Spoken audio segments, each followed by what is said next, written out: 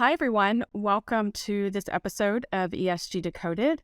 I am Yvonne Harris, and I am joined today by Kim Nilsson. Kim, welcome. It's a pleasure to be here. Thank you, Yvonne.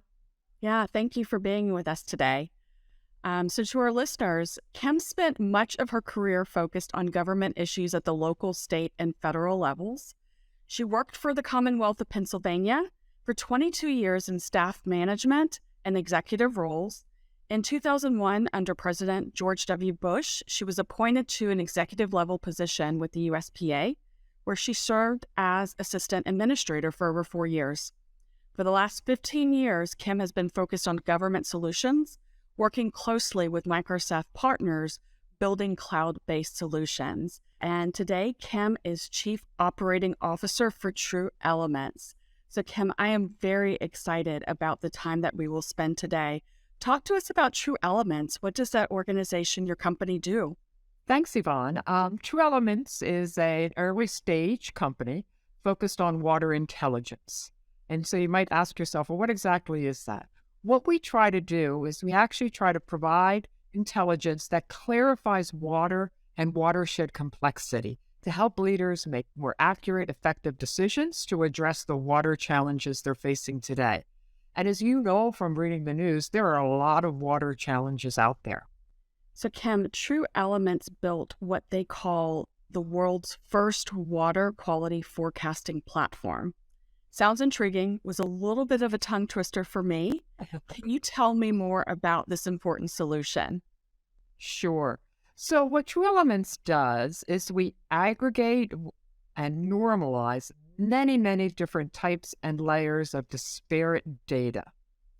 That means we take data from all different sources, government sources. Once we aggregate and normalize that data, we use it to produce deeper, clearer, more holistic insights into watershed dynamics. And then we turn those insights into clear visualizations and scores. Think of scores between 70 and 100, right? This makes it much easier to understand complex information because we're all used to getting scores from school. We know 95 is pretty good, right? 98's even better. We know 70, not so good. So by taking all this complex data, putting it on a map and putting a score with it, it makes it much easier for people to understand complex data. Then they can use that data for more reliable analysis. They can use it for forecasting. They can use it for decision making. That's what our water quality forecasting platform is about. And I can talk a little bit more about what those forecasts are. We do both short-term forecasts and long-term forecasts. A short-term forecast, for instance, would be, hey, the water quality in the river today that we're using for drinking water maybe is a 95. But how many times have you walked along a river on a beautiful day, it's clear, blue, it looks great, and then a couple of days later after a major storm, it doesn't look the same. It's muddy, it's opaque. Well, that water quality isn't nearly as good because of all of the runoff that occurred. So that's a short-term forecast. We can look at weather and say the water quality today, maybe a 90. 2 days from now, after a big storm, maybe it's going to be a 78. And then we do longer-term forecasts, climate-related forecasts that might go out decades, saying this particular neighborhood, this particular facility, 30 years from now, because of more intense storms, more frequent storms, is going to be subjected to flooding or other impacts from weather. Kim, I'm picking up on maybe an artificial intelligence and AI interface or component to this platform. Can you tell us about the role that AI plays in your solution? It plays a big role in our solution. AI, artificial intelligence, is at the core of what we do. We use it in the beginning to fill in gaps in data. I talked about how we collect a large amount of data, we aggregate it, and we normalize it. Well, what that means is when you normalize data, you're comparing different sets of data, and it's unlikely any two data sets are the same. And it's unlikely that they're collecting all the same information. So we use artificial intelligence to fill in the gaps. If you think about artificial intelligence, you use it every day. Maybe you're typing a message and all of a sudden you get suggestions for filling in the words. Well, we do a little bit of that where we look at data sets and we see gaps and we say, based on everything we know, we can fill in those gaps, use artificial intelligence to fill in some of those gaps. Another way we use it is through the creation of what we call virtual sensors. So water sensors are great, and we have data from over 1.5 million sensors that are getting real water quality data from those sensors. But there aren't enough sensors in the country to do all the analysis we want to do. So we create virtual sensors. We basically take a lot of data based on a particular location, everything we know that's happening, and we create sort of a virtual sensor. What would a sensor likely say if it were there? And then we take those virtual sensors and we measure until the water flows down to a real sensor. And we say, what did our virtual sensor say compared to the real sensor? And if there's a disparity there, then we go back and refine our algorithms. So that's a couple of ways how we use artificial intelligence to fill in gaps where data doesn't exist. I love the way you explain it. You definitely keep it simple and demystify it. So that's very, very helpful. Let's maybe go bigger picture, Kim, talk more holistically in terms of the product and the solutions that True Elements provides. As an ESG leader, how can I use your solutions to help develop my ESG strategy overall, or to help me with some tactics for my already established strategy? Yeah, this is an important area, and it's hard to pick up a newspaper, a magazine, or LinkedIn without seeing the words ESG. So let's be clear about what that means, is that ESG is usually part of a corporate strategy. The E stands for environment, the S for social, and the G for governance. We pretty much help on the E and the G side, particularly the E side, environmental strategies for companies. When you understand from a corporate perspective, for instance, that water is very complex. It's multifaceted. It's ever-changing. And water crisis, like we're seeing what's happening out in the West, right? With the droughts, we're seeing flooding. Think of the impact that these crises are having and putting our water resources under great stress. So for a business leader, they're looking at these things happening around them, and they know they need a clear path for better decision-making and understanding of what's the future hold for them. What's the risk to their companies, to their stakeholders, right? To their operations. They have all kinds of risks, reputational risk, operational risk, financial risks. So that's one area where we can actually help, is we can collect the information, we can tell what the current condition is, and we can help forecast. We can help them understand what their risks are going forward. And within the government, there are many efforts underway today, coming out of the Securities Exchange Commission, the Federal Reserve, where there is an expectation that companies will do a much better job of reporting to their stakeholders the risks associated with climate change. And water, both having enough water, have enough quantity of water, as well as the quality of water, is a risk to companies today. So that's one area we can help them. The other area I would say is a little bit more of on the social side perhaps, is that many companies want to be good stewards of the environment. And recognizing that they live in communities where they are using water in the community, they want to work in partnership and in collaboration to be good stewards of that water resource. So they actually have community efforts where they're working together to understand the condition of the environment and to help improve the condition of the environment. There's a phrase out there called water positive goals. And that means companies today want to be water positive. You've probably heard the words carbon neutral, meaning, you're looking and you don't want to put more carbon into the environment. You want to reduce your carbon emissions. Well, it's a little bit different with water. Companies want to be water positive. And what that means is they want to return more water to a watershed than they actually use, particularly in distressed watersheds. So that's one of the areas we can help them with these efforts where they're working collaboratively in communities to better manage a watershed and to become water, to help drive water positive goals. We can help them understand that and provide a platform for collective action where they're working with community groups so everybody can see what's the condition in the environment today of the water, what's it going to be in the future, what are our goals for that, and then we can help them see and measure their progress towards those goals. A lot of great things that companies could definitely lean on your organization for support and for help. We're going to include, Kim, the link to True Elements, the website, in our show notes. So we encourage our listeners to go check out True Elements and the services they provide. And as Kim discussed, there's connections to the E and the S and the G all in their work. But Kim, I really want to spend some time too. I'm very interested in your career and your path to where you are now. So can you talk a little bit about maybe the earlier time in your career and how you pivoted to this role as an ESG leader with True Elements? I guess careers are often maybe not straight ladders; they're more like a meandering river, if you will. So here I am with a technology company. Before I joined True Elements, I spent 16 years with Microsoft. And now let's be clear, I don't have a technology degree.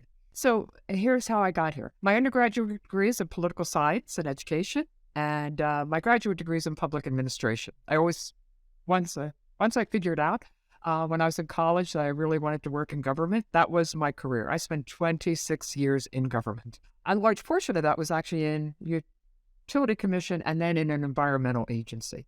I worked in the State Department of Environmental Protection in Pennsylvania and the US Environmental Protection Agency. So, working in an environmental agency where almost everyone working there is an engineer or a scientist in a STEM-related field, hydrologists, right, and scientists and chemists. I was not one of those. I was a political science major and a graduate degree is in public administration. So I worked in programs primarily policy, and worked in programs where I really had a curiosity for understanding were we making an impact on the environment. We were spending billions of dollars, taxpayer dollars, but were we having an impact? So that's how I got into technology, because how are you going to measure impact if you don't collect data? So we had to collect information, we had to collect the right kind of information, and we had to put in place a performance measurement program to understand whether we were actually achieving what the legislature wanted us to achieve. So I got into helping design our computer system so we collected the information we needed to understand whether we're making a positive impact on the environment. So it's a strange way to get there. I wound up becoming the first CIO ever, Chief Information Officer for the Pennsylvania Department of Environmental Protection. I went on to EPA to become an assistant administrator for the Office of Environmental Information, which is also the CIO, all because I think I had a curiosity and a desire to ensure we were making a difference with the taxpayer dollars. Well, it's not a strange journey, Kim. We all have a very unique journey, and I appreciate the transparency in you sharing yours. There could be someone listening today that's saying, gosh, I'd really like to have a role within ESG, but I'm a poli-sci major or I'm an accounting major. I just don't see the connection. So I know you've just inspired just by sharing your story. Is there anything else in terms of advice or wisdom that you could share with our women audience? Maybe a young female college student, is thinking about a STEM career or thinking about an ESG career. Just any other advice that you know is very powerful now, but maybe you didn't receive when you were earlier in your career. Yeah, so I think there are new opportunities that open up on a regular basis. The jobs that will exist a few years from now, many of them don't even exist today, right? We live in such a world that changes so rapidly. So I would just say, if you're curious and you have this ongoing curiosity and desire to learn, just keep your mind open to new opportunities to use the skills you have in new and different ways. One of the things that I've learned over the years, mostly from interviewing people where I've been hiring, and in a management role and hiring people to bring on my organization, I don't look as much at what a person has done in the past as I look at what they could do in the future. And by that, I mean, if a person comes to me and says, here's your job, here's the job description, and I've done every single one of these things that's on the job description, that may not be the person I want to hire. I want somebody who's willing to stretch themselves. I want somebody who's willing to say, you know what, 30% of those things I've never done on that job description, but that's okay because I've been successful in the past and I have a desire to learn. I have a desire to grow. I have a desire to do something different because they're going to bring passion to the job. They're going to bring curiosity to the job because they have to be successful. I guess that's my advice. When you look at a job description or you look over at what somebody else is doing, don't think of all the things that might be in the job description that you've never done before, but think about all those things that would open up new opportunities to you, that would give you the passion to get up and work every day. I'm so glad you said that, and I'm glad that you approached it the way that you did, because, Kim, from a diversity, equity, and inclusion perspective, research has shown that as women are applying for jobs and looking at job descriptions, we actually do the counter of what you're just describing. We go through the list, right? Yep.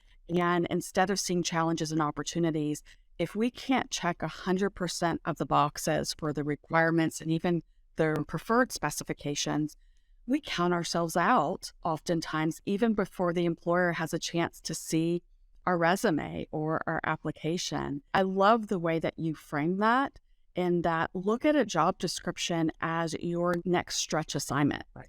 Yep. And, what do you have maybe relative in your experience that's a great complement for those asks? And that's where you focus on your selling points for that interview. You said it very well. That's absolutely the case. And that's the kind of person, I want to hire in the future. Right? It's the kind of person who's willing to take the risk, who's willing to stretch themselves. It's that learning and growing that's so important. That's where you get the most exciting thinking in an organization. And I guess if we can, Kim, I'd love to get some advice for even women who are currently in the field of ESG, whether they're in entry-level positions, middle management, upper management. It's still a very male-dominated field, and oftentimes they could be one of very few or the only. Any advice to women who are struggling maybe to have their voice or to make an impact because of the gender dynamics in ESG?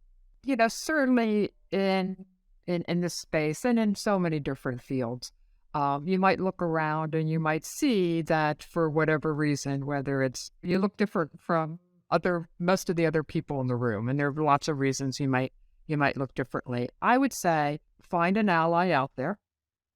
Find somebody out there who may also be different for whatever reason, and build relationships. Look for allies who are going to be there, who will help you, who will be there for you, maybe when some of the tough conversations take place, who will be your sponsor, who will help you through various parts of your career. And know that just bring your best self every single day. Bring your best self, and I am convinced if you bring your best self every day, you will be successful as long as you work with other people in the organization. It's really important, I think, to understand. For instance, I try to share with people there are three people you should have in your life, or three types of people you should have in your life. You should have a mentor, and that mentor could be somebody in your organization, somebody in your company, or somebody completely outside of your company. You should have a manager who's a good coach, somebody who's coaching you and not simply telling you do A, B, and C, but look for a manager who can act as a coach. And then have a sponsor in your organization, and these should be all different people. A sponsor in your organization should be somebody who sort of has your back, somebody who's going to represent you at a higher level when decisions are being made about things like promotions or job assignments. Who's that person who's respected within the organization, who will be there and be your voice even when you're not in the room? Okay? So if you look around and you think to yourself, in my circle, do I have a mentor? Do I have a manager who's a coach? And do I have a sponsor in my organization? There are three things that are really important. And then anytime you're in a room with people, virtually or physically, is there somebody in that room that can be an ally for you? And I think if you think about things that way and you bring your best self every single day to the job, that you'll be successful. That's really great advice, Kim. And I know for many women, not only in the space of ESG, but in any organization, corporation, any industry, many of us do have the first two that you described. We have the mentors, we have the coaches, and they could be different people, the same, a multitude. But where our real opportunity lies is connecting to that sponsor or those sponsors. And I love the way that you stated it. My definition of a sponsor is a little bit shorter, but who is that door opener? Who's that opportunity maker? Who's that window opener for you? Yep. And I think that many of us just need to reflect upon that. And whether we're in current organization or looking to make a career switch or a company switch or change, you need to very early on, maybe even in that interview process or that offer process, determine who plays those roles for you in that organization before you even join. Yep. I think they're questions to ask. I remember when you go through an interview process, they may be interviewing you, but you should also be interviewing that person and that organization. Is it the right fit for you? Agreed. It's really a two-way street. Absolutely. Well, Kim, we've recently been recognizing Women's History Month. So would love to just wrap up our time together with some personal reflections from you about Women's History Month. As a part of Women's History Month is International Women's Day, and this year's theme was Embrace Equity. So any thoughts that you may have about equity as it relates to women in the workforce? And tell me about a woman who inspires you. You know, Yvonne, you have all the data, and your listeners do too, I'm sure, about the importance of diversity in a workforce, right?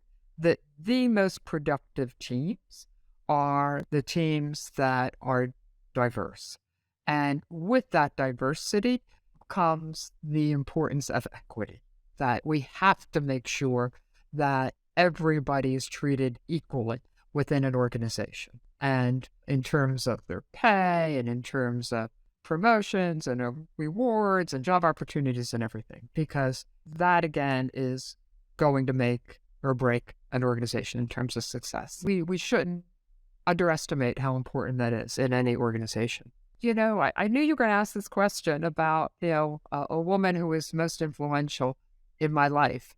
And this one's a hard one. This one is a little emotional for me, because you probably hear from a lot of people that their mother was the most influential in their life. And I'm going to give you that answer. But I lost my mother when I was very young. I lost my mother when I was 16. And I lost my mother because she took her own life. And she did that because her whole life was being a mother. And she didn't have a career outside the home. Her whole life was being a mom. And when something happened in her life and she was no longer going to be a wife and a mother, it was hard for her to go on because she didn't have something else that was her own. Her identity was all about being a wife and a mother. And I guess what I would say is what I learned from that was how important it is to have an identity that is your own. And I have a wonderful family. I have two fabulous daughters. I had an amazing husband. I had an amazing family, but I also have an identity that's my own, and I can stand on my own. With my own identity, and whether it's financially, emotionally, I can stand on my own. And that's one thing I learned from my mother, is the importance to have an identity of your own, not based on other people. And I think it's one reason I am where I am today. It was a hard way to learn a lesson, but it was an important lesson I learned really early in my life. Kim, just so appreciative of you opening your heart and sharing that. Life is a journey filled with lessons, many of which we don't anticipate. But I know that and other things that you've shared on this episode have been points of transformation to those who are listening. The loss of a mother is something you just never get over. It changes you, regardless of age. But thank you for honoring your mom and mentioning that with us today. I'm grateful. Well, thank you for having me here today and for this discussion and for everybody who listens in. Thank you. And hopefully you'll come and join us again, Kim. Thanks. I would be happy to do that, Yvonne. Thank you.